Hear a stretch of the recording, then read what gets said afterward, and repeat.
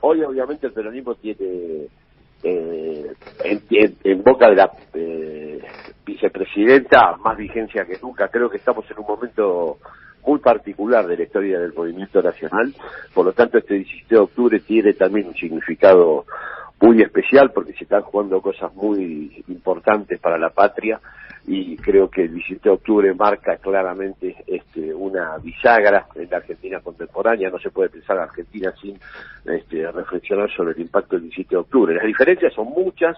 Era un país en construcción a partir de la década del 30, una incipiente industrialización, la construcción de la clase trabajadora tradicional, la que conocimos, hija claramente del proceso de sustitución de importaciones, el primer proceso que el Perón impulsó a partir de 1945 de manera incansable, y que creo constituyó la arquitectura básica de la Argentina hasta mediados de los años 70, que fue destruida obviamente a partir del golpe militar y lo que implicó el desembarco del neoliberalismo en Argentina, que desoló no solamente en términos de derechos individuales, sino también la estructura productiva nos empobreció. Imagínate que a mediados de los años 70, incluso antes del regreso de Perón, por qué decirlo, el proceso que se inauguró en la década del 30, pero que tuvo principal impulso a partir de la asunción del general Perón en el gobierno, asunción que estuvo signada claramente por el 17 de octubre, que fue el gran impulso en ese momento. No olvidemos que Perón ejercía 3 cargos, si no me acuerdo mal, era vicepresidente, secretario de Trabajo y Previsión, y creo que tenía otro cargo más. Ministro de Guerra. ¿Qué tal, Artemio? Ministro de Guerra. Bueno, a partir de que asume, obviamente, a partir del 17, el liderazgo del movimiento nacional y luego la presidencia, comienza el proceso que va a asignar el comportamiento de los sectores sociales en Argentina hasta mediados de los 70. Ese proceso que inició Perón y que tuvo como, digamos, un mojón fundamental su derrocamiento en 1955 con la participación más alta de los trabajadores sobre el PBI, 50.1%, el 50-50 se había logrado.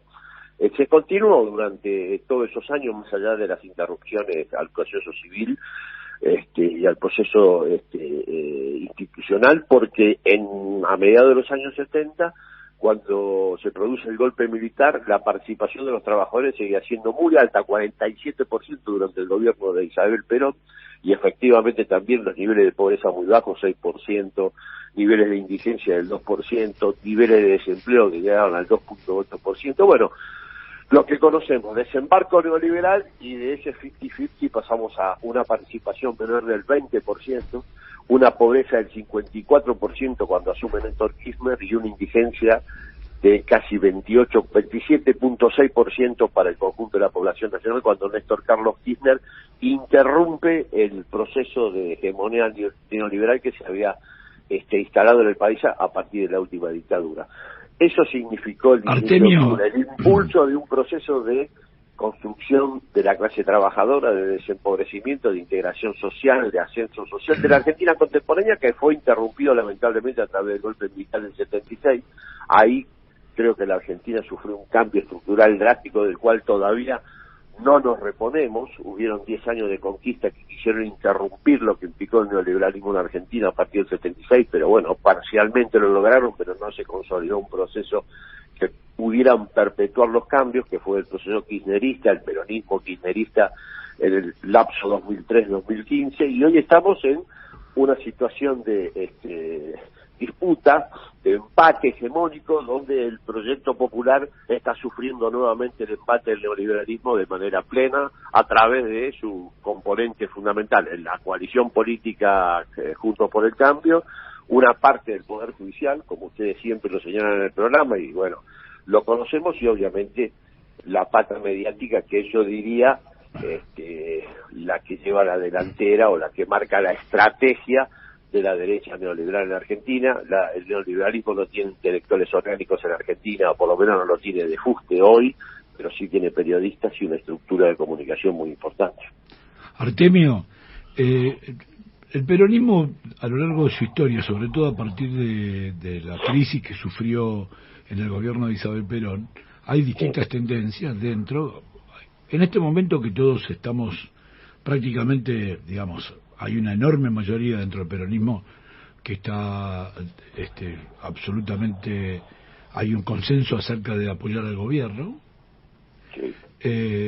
Entonces estas contradicciones se procesan de otra manera. Pero yo creo, por ejemplo, que la crisis no empezó con el golpe militar, sino que empezó con el Rodrigazo. Rodrigazo fue una cosa tremenda que partió en dos, y a partir de ahí, a pesar de que ese fue también fue una cosa que no se pudo reparar, y fue el último triunfo del movimiento obrero, el desalojar a López Rega y a Rodrigo, o sea, del gobierno, ¿no?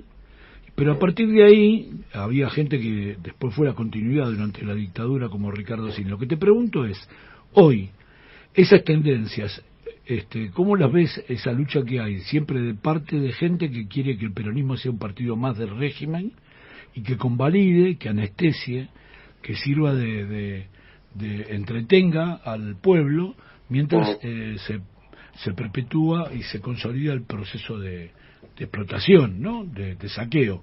Y el otro sector, yo creo que mayoritario del movimiento y más fuerte, que se resiste a esto. Yo creo que este 17 de octubre esas tensiones se han mostrado de muchas maneras. ¿Cómo lo ves vos? Comparto plenamente, no de manera plena el tema del Rodrigazo, porque yo creo que hubo recomposición salarial a partir del Rodrigazo a posteriori, ¿no?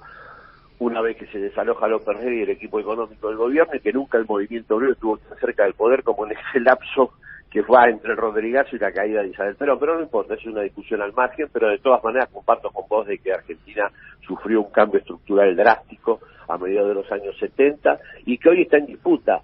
Hay sectores dentro del movimiento nacional, hay teóricos dentro del movimiento nacional que quieren transformar al peronismo en una pata más, como lo hicieron durante tanto tiempo. No nos olvidemos que hasta la llegada de Néstor Carlos Kirchner y desde la muerte de Perón, el peronismo fue el partido del ajuste estructural neoliberal en Argentina, a través del menemismo y otras formas políticas coyunturales. No había disputa de poder, el peronismo estaba dentro del sistema, era parte del régimen, y Néstor fue el que interrumpe los 30 años del neoliberalismo y recompone la estructura de pensamiento y de práctica peronista para reconciliarla con su tradición bautismal. Hoy sigue presente esa disputa.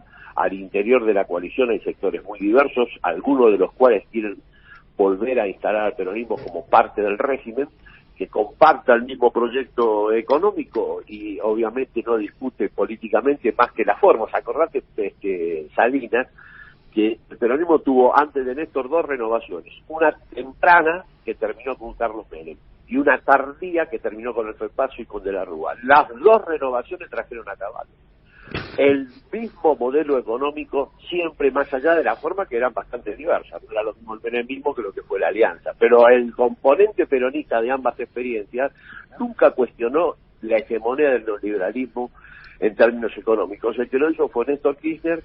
Creo que ese debate sigue pendiente.